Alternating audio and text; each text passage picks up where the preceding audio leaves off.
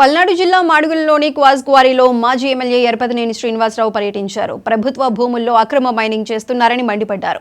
KGF తరహాలో ఖనిజాన్ని విదేశాలకు ఎగుమతి చేస్తున్నారని ఎరపతినేని ఎద్దేవా చేశారు. అక్రమ మైనింగ్ జరుగుతుంటే రెవెన్యూ అధికారులు ఏం చేస్తున్నారని ప్రశ్నించారు. ఎవరిని వదిలిపెట్టే ప్రసక్తే లేదని ఎరపతినేని శ్రీనివాసరావు ధ్వజమెత్తారు.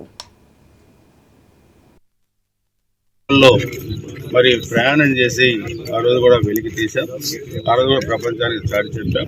ఈరోజు మాడుగుల గ్రామంలో గత 4 సంవత్సరాల 10 నెలలుగా గ్రావెల్ దోపిడీ, రంగురాళ్ల దోపిడీ, తర్వాత మైనింగ్ దోపిడీ, వైట్ స్టోన్ ఫ్రాడ్కి ఈ విధంగా దోపిడీ చేశారు.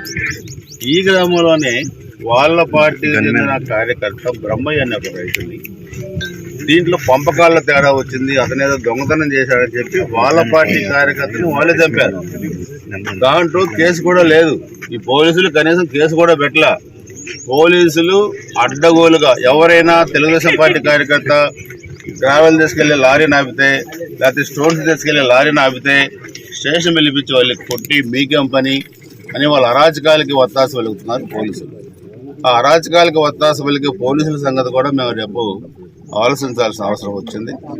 డెమోక్రసీలో ఈరోజు అంబేద్కర్ గారి రాజ్యాంగం అమలు కావాలి, కానీ రాజారెడ్డి రాజ్యాంగాన్ని అమలు చేసే అధికారులను కూడా మేము చట్ట ప్రకారం చర్యలు తీసుకుంటాం. 2 నెలల్లో జరిగే ఎన్నికల్లో తెలుగుదేశం, జనసేన ఉమ్మడి ప్రభుత్వం ఏర్పాటు చేయబోతా ఉంది. గురజాల నియోజకవర్గం, మాచల్ నియోజకవర్గాల్లో ఈ ఎమ్మెల్యేలు చేసే కాసు మహేష్ రెడ్డి, పిన్నెల రామకృష్ణ చేసే ఓపీడీని మేము సిట్టు వేస్తాం, ఎంక్వైరీ చేస్తాం.